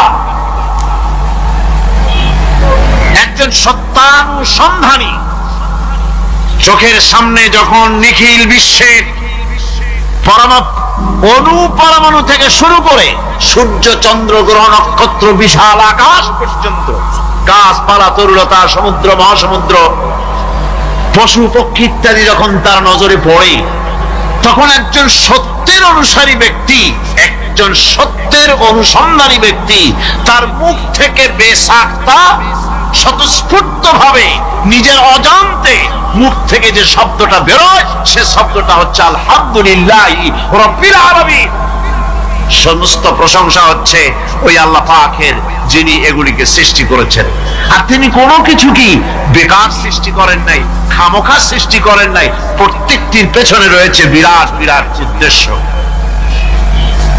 এখানে মানুষের সবচাইতে বড় ভ্রান্তি, মানুষের সবচাইতে বড় ভুল, সেটা হলো এই, দুর্ভাগ্যজনক ভাবে সকল সৌন্দর্যের মহাশিল্পী আল্লাহ পাককে মানুষ ভুলে যায়। তারা প্রশংসা করে নদীর, প্রশংসা করে নারীর অঙ্গ প্রত্যঙ্গ নিয়ে তারা কবিতা লেখে, নারীর সৌন্দর্য নিয়ে কবিতা লেখে, সাহিত্য রচনা করে, সূর্য নিয়ে, চন্দ্র নিয়ে, চাঁদের মায়াবী জ্যোৎস্না নিয়ে, এর সুন্দর সুষমা নিয়ে কবিতা লেখে, প্রজাপতির রং দিয়ে গান তৈরি করে, ফুলের সৌন্দর্য এবং তার সৌরভ দেখে মানুষ পাগল হয়ে যায়। এগুলির পিছনে গান, সাহিত্য ইত্যাদি কবিতা রচনা করে, কিন্তু এই সৌন্দর্য যিনি সৃষ্টি করেছেন সে আল্লাহ পাককে বেমালুম ভুলে যায়। সেই জন্য স্রষ্টার প্রশংসা করতে হবে। আল্লাহ পাক শিখাচ্ছে, শুরুতেই শিখাচ্ছে আলহামদুলিল্লাহি রাব্বিল আলামিন। পড়েন সবাই, আলহামদুলিল্লাহি রাব্বিল আলামিন। এখানে আল্লাহ, প্রশংসা কার বলুন, কার? আল্লাহ নয়, আল্লাহ, আল্লাহ পাকের প্রশংসা। আল্লাহ হচ্ছে ইসমে জাত। আল্লাহ কি? ইসমে জাত। কোন ধরনের অনুবাদ দিয়ে আল্লাহ শব্দের ব্যাখ্যা বোঝানো যাবে না। আল্লাহ এটাকে আল্লাহ শব্দের হক আদায় হবে? সৃষ্টিকর্তা বলতে তো বুঝাই যায়, তা তো আছে খালেক, সৃষ্টিকর্তা না, সে নাম কি? খালেক আল্লাহ। এটাকে কোন অনুবাদ দিয়ে সৃষ্টিকর্তা বলে বোঝানো যাবে না। আল্লাহ হচ্ছেন এমন, পৃথিবীতে যত ধর্মের লোকেরা তাদের স্রষ্টাকে ডাকে, কেউ বলে ভগবান, কেউ বলে ঈশ্বর, কেউ বলে পরমেশ্বর, কেউ বলে বিধাতা, কেউ বলে গড, কেউ বলে জিহোবা। বলেন এরকম? কথা না বললে বুঝিবি বলে।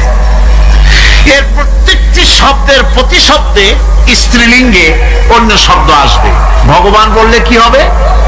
ভগবতী। ঈশ্বর বললে ঈশ্বরী, পরমেশ্বর বললে পরমেশ্বরী, বিধাতা বললে বিধাত্রী, গড বললে গডেজ আসবে।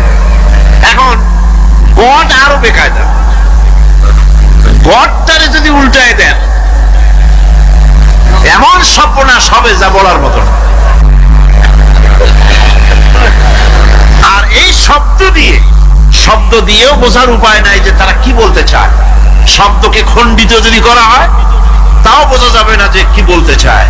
অথচ আল্লাহ পাক হচ্ছেন, আল্লাহ পাকের নাম হচ্ছে এমন একটি নাম, আমাকে যদি কেউ বলে যে অন্য কোনো ব্যাখ্যা চাই না, আল্লাহ দিয়ে আল্লাহরে বুঝায় দেন,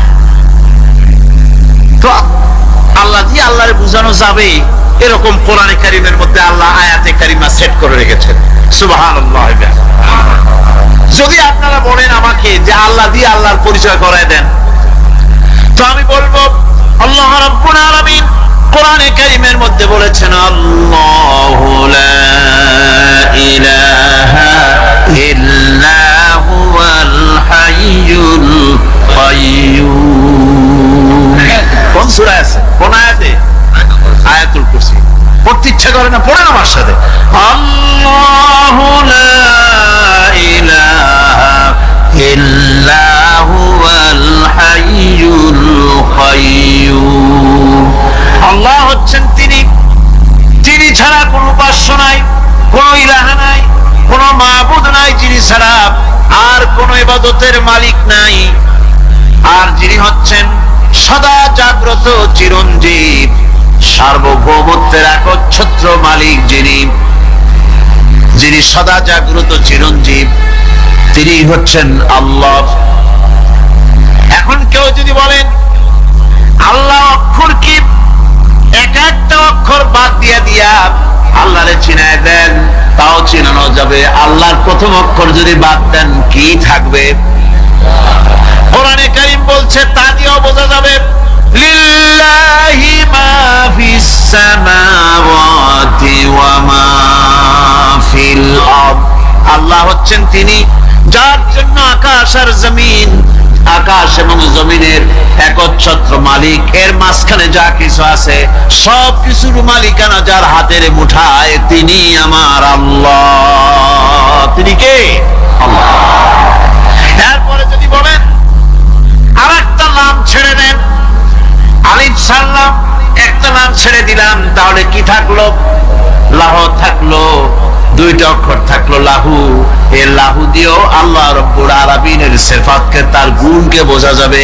লাহু মাকালিদুস সামাওয়াতি ওয়াল আরদ।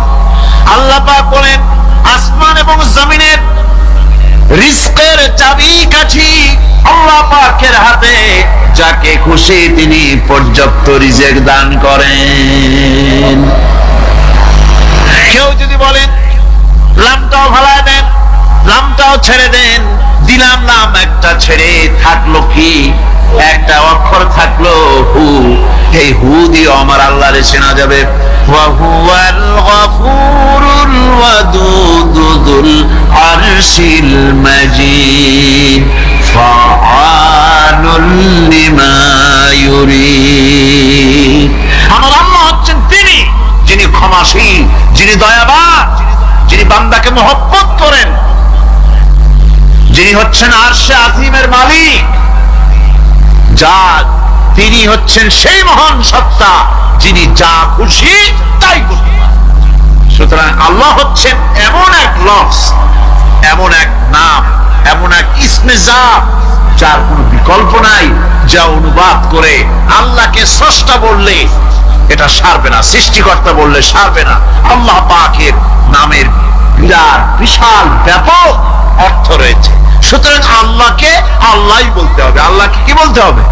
আল্লাহ আল্লাহ আল্লাহ।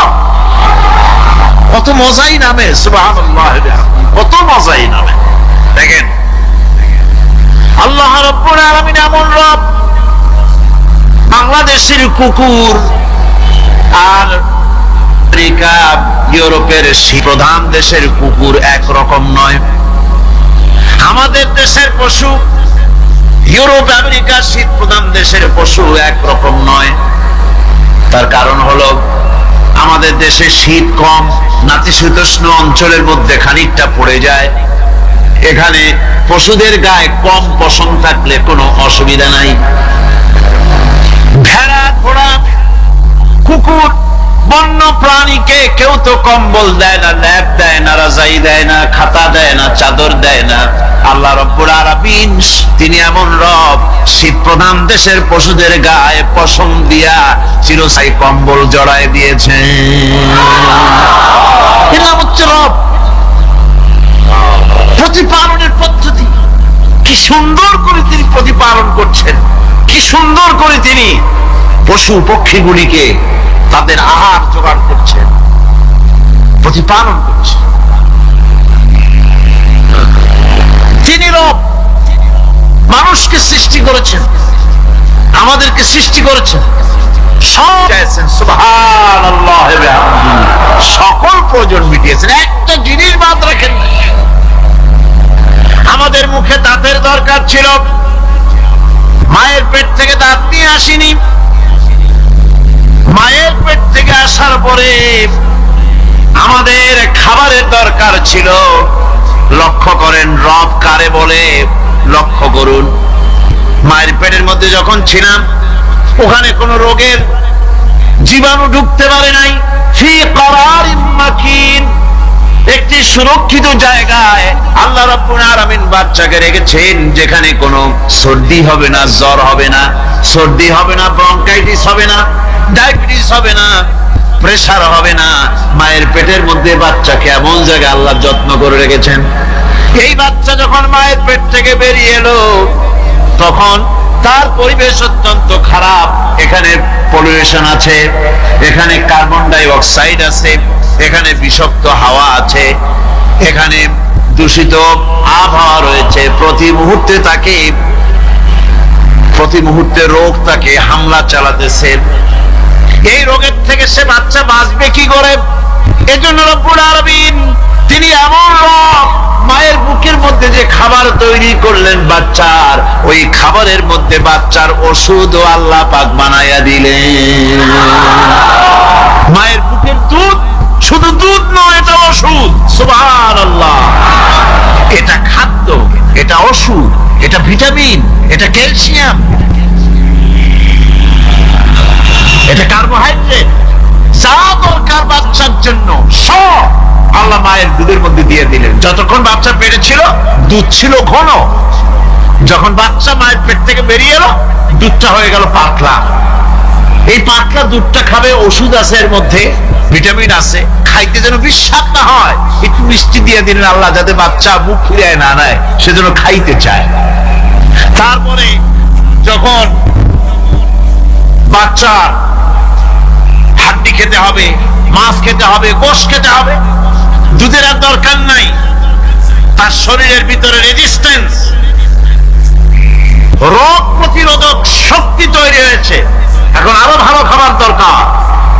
আল্লাহ রাব্বুল আলামিন মায়ের দুধকে শুকায় দিলেন, চুষলে আর পাওয়া যাবে না, দুধ শুকায় গেছে। এখন বাইরের খাবার খেতে হবে। আসছিল যখন মুখে দাঁত ছিল না, বাইরে যখন এলো দাঁতের যখন দরকার হলো, কোন আল্লাহর বান্দাকে আল্লাহর কাছে দরখাস্ত করেছেন যে আল্লাহ আমার কয়েকখান দাঁত দাও, দাঁত ছাড়া আমি চাবাই কেমন?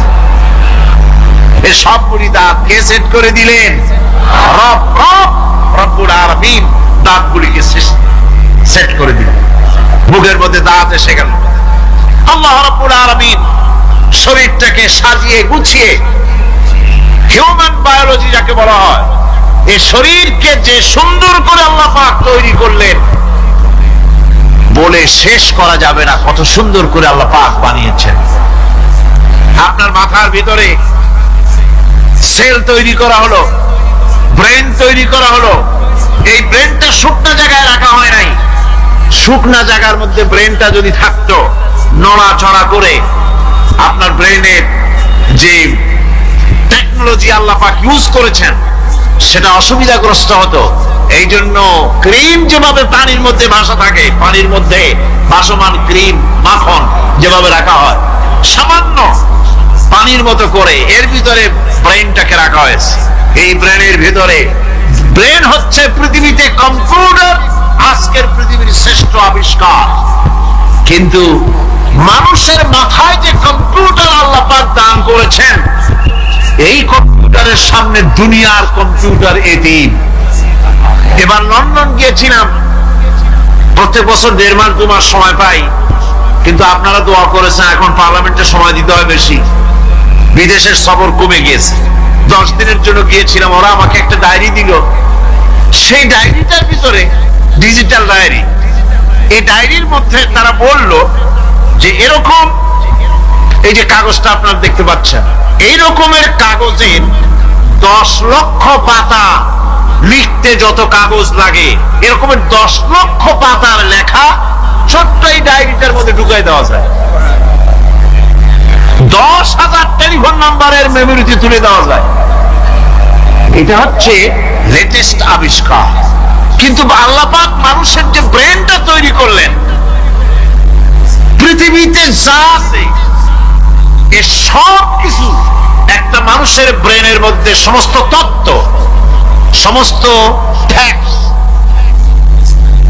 সমস্ত ফ্যাক্টস মানুষের মেমোরির ভিতরে ঢুকাবার পরেও আরো লক্ষ লক্ষ জায়গা বাকি থেকে যাবে, শূন্য থেকে যাবে, যা পূরণ হওয়ার নয়। এত বিশাল মেমোরি আল্লাহ পাক তার মানুষের মাথার মধ্যে তৈরি করে দিয়েছে। সুবহানাল্লাহ বিহামদি। দেখুন অবস্থাটা কি। আল্লাহ তার মানুষকে কিভাবে রব কাকে বলে, রব কারে বলে, সুবহানাল্লাহ বিহামদি। চোখের সামনে রাস্তা দিয়ে চলতে গিয়ে চোখের সামনে সাপ দেখলেন, চোখ দেখার কাজ করেছে। চোখ কি করেছে? দেখার কাজ করেছে। এখন কি করবেন?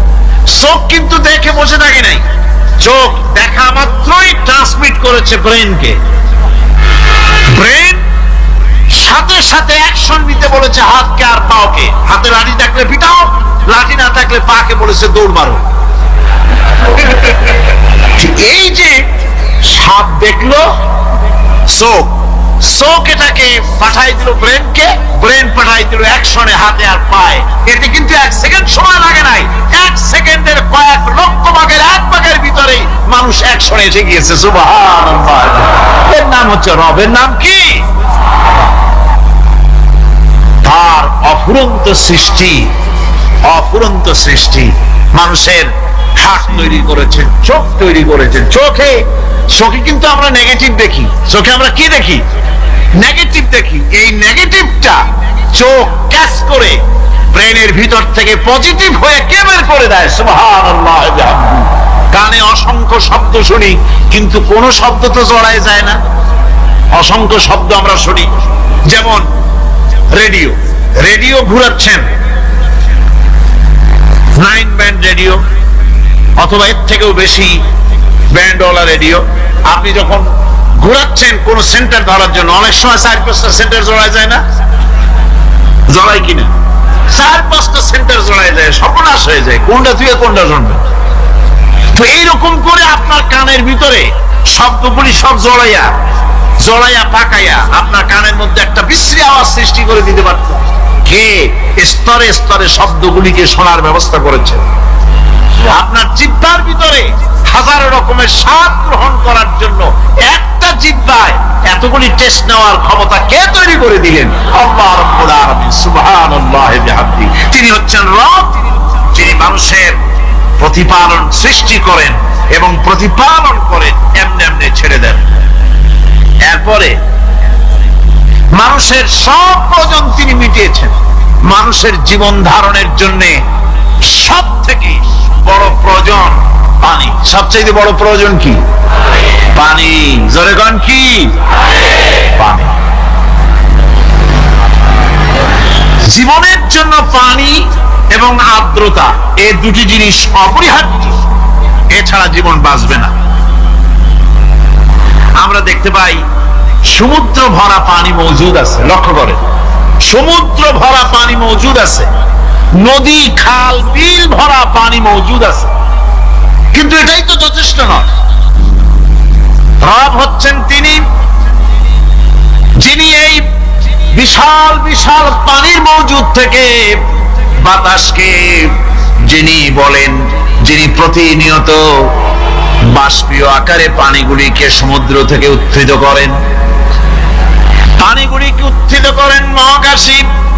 আল্লাহ পাক বলেন, আল্লাহুল্লাযী আরসালার রিয়াহা ফাতুসিরু সাহাবা, বাষ্প হয়ে পানিগুলি আকাশে উত্থিত হয় এবং মহাকাশে যাওয়ার পর এই পানিগুলি, লবণাক্ত পানিগুলি আল্লাহর মেশিনে সেগুলি মিষ্টি হয়ে যায়। জোরে কোন সুবহানাল্লাহ। পানিগুলি মিষ্টি হয়ে গেল, ওই মিষ্টি পানি আল্লাহ রাব্বুল আলামিন নাজিল করে দিলেন। এবার বৃষ্টি কণা কণা হয়ে পড়লো, ফোঁটা ফোঁটা বৃষ্টি। আল্লাহ খুঁজে দেখলেন বৃষ্টির ফোঁটাগুলি পৃথিবীর প্রতিটি কণা তালাশ করে তৃষ্ণার্ত কণাগুলিকে আল্লাহ পাক ভিজায় দিলেন। সেই জন্য তার নাম হলো রব। তিনি হচ্ছেন রব, প্রয়োজন মিটান। পানি সবচেয়ে প্রয়োজন বেশি, সেই পানি আল্লাহ পাক এভাবে সরবরাহ করলেন। জমিনের চারিদিকে নদী নালা রেখেছেন, জমিনকে আর্দ্র করেছেন, জমিনের ভিতরে পানি মিষ্টি করেছেন। টিউবওয়েল মারলে পরে, পাম্প করলে পরে ভিতর থেকে মিঠা পানি আল্লাহ পাক বের করে দেন। সুবহানাল্লাহ। এই মিষ্টি পানির ব্যবস্থা করেছেন। এরপরে তিনি ওই আল্লাহ পাক মিষ্টি পানির ব্যবস্থা করে বৃষ্টির মাধ্যমে পৃথিবীতে ফসল উৎপাদনের ব্যবস্থা করে দিলেন।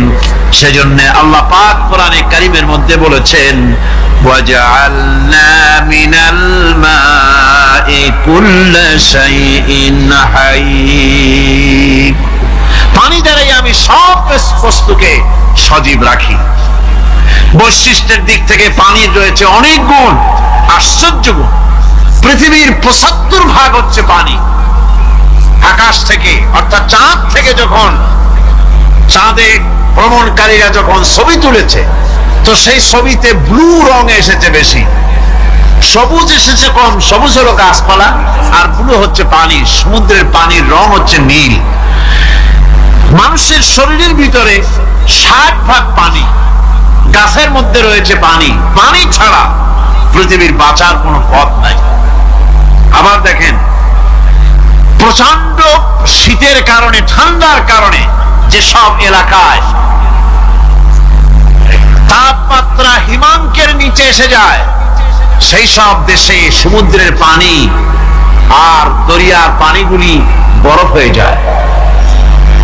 এই বরফ যখন হতে থাকে, তখন পানি তার নিজের তাপকে নিচের দিকে ছুটতে থাকে। উপরের তাপ বরফ হয়ে যায় ঠান্ডা, আর নিচে তাপ বিচ্ছুরিত করে দিয়ে পানির ভিতরে যত জলজ প্রাণী আছে আর উদ্ভিদ আছে, সবগুলিকে বাঁচায় রাখার ব্যবস্থা আল্লাহ রাব্বুল আলামিন এভাবে করে থাকে। এবার আল্লাহ রাব্বুল আলামিন বলছেন, এই পানি ছাড়া মানুষ বাঁচে না, প্রাণী বাঁচে না। পানি এমন এক জিনিস, এমন এক নিয়ামত আমি দান করলাম। আল্লাহ পাক বলেন, কুল আরাআইতুম ইন আসবাহা মাউকুম গাওরান ফামান ইয়াতিকুম বিমাইন মাইন। বলো দেখি, সবে শুকাইয়া যদি যায় এই জমিনের পানি, তাহলে হেথায় তটনির ধারা কে দিবে সবারে আনি। এই পৃথিবীর নদী নালা খাল বিল, জমিনের আভ্যন্তরীণ দিকে পানিগুলি যদি আমি আল্লাহ রাব্বুল আলামিন শুকায় দেই, তাহলে আমি আল্লাহ ছাড়া এমন কে আছে যে নতুন করে আবার পানির আমদানি করে দিতে পারে? আছে কেউ? আজ পানির শূন্যতা আমাদের দেশে দেখা যাচ্ছে, পানি আস্তে আস্তে কমে যাচ্ছে, আস্তে আস্তে পানি শেষ হয়ে যাচ্ছে। কি কারণে শেষ হচ্ছে এবং কি হলে পানি পাওয়া যাবে পরে বলা যাবে ইনশাআল্লাহ। তো জীবন ধারণের জন্য যেমন পানির প্রয়োজন, জীবন ধারণের জন্য তেমন বাতাসেরও প্রয়োজন। পানি ছাড়া তো কিছু সময় চলতে পারে, পানি এবং খাদ্য ছাড়া কিছু সময় চলতে পারে, কিন্তু বাতাস ছাড়া তো এক মুহূর্ত চলে না, ঠিক কিনা? বোঝেন কিনা কথা? বাতাস ছাড়া এক মুহূর্ত চলতে পারে না।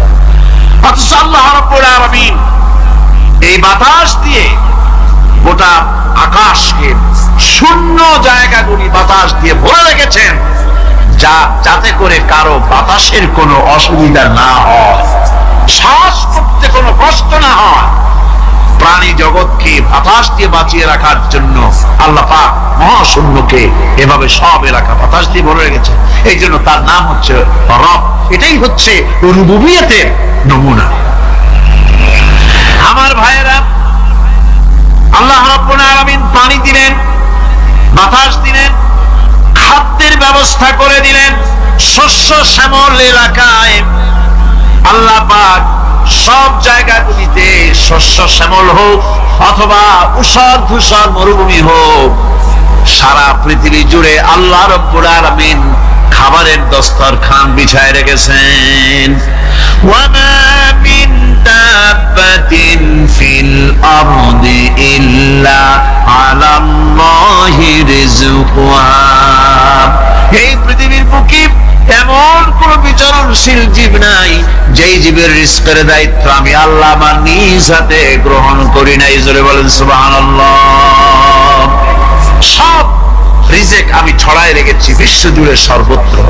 আল্লাহ পাক বলছেন, ফালইয়ানজুরিল ইনসানু ইলা তুআমিহি আন্না সাবাবনাল মা'a সাব্বা সুম্মা শাকাকনাল আরদা শাক্কা ফাআমবাতনা ফিহা হাব্বা।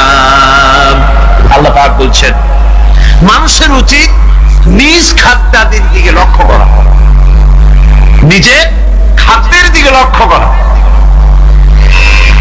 যেহেতু এই খাদ্য প্রতিদিন তার সামনে আসে, এদিকে তার লক্ষ্য করা উচিত। আমি কিভাবে আমি প্রথমে জমিনের উপরে পানি বর্ষণ করি, পরে জমিনকে দীর্ণ বিদীর্ণ করি, এরপরে জমিনের ভিতরে উর্বরা শক্তি আমি দান করি। কে বলতেছেন এ কথা? আল্লাহ পাক বলছেন। এরপরে আমি নানান জাতের ফসল ফলন তোমাদের জন্য আমি দান করে দেই। খাদ্যের দিকে নজর করতে এই জন্য আল্লাহ পাক বলেছেন, মানুষ চতুর্দিক থেকে তো চোখ ফিরাতে পারে, মুখ ফিরাতে পারে, কিন্তু খাদ্যের দিকে তার নজর করতেই হয়। সকালে, দুপুরে, বিকেলে, রাত্রে সব সময় তার সামনে খাবার আছে। আল্লাহ পাক বলেন, খাবারের দিকে একটু নজর করো, কেমন ভাবে কি সুন্দর করে খাবারগুলি তৈরি করে দিয়েছি, শুরু কিভাবে হলো, পরিপক্ক কিভাবে হলো, সেদিকে তোমরা লক্ষ্য করো। সে লক্ষ্য তো করা নাই, সমানে খায়, বিসমিল্লাহ বলেন, আলহামদুলিল্লাহ বলেন, পাইকারি দরে খাইতেই থাকে। আল্লাহ পাক বলছেন, খাদ্যাদির দিকে লক্ষ্য করো। এই যে চাউল তোমরা খাচ্ছ, আটা খাচ্ছ, গম খাচ্ছ, মাছ খাচ্ছ, গোশ খাচ্ছ, তামাম পৃথিবীর সমস্ত বিজ্ঞানীরা একত্রিত হয়ে একটা চাউল বানাইতে পারবে? জোরে কোন পারবে? না।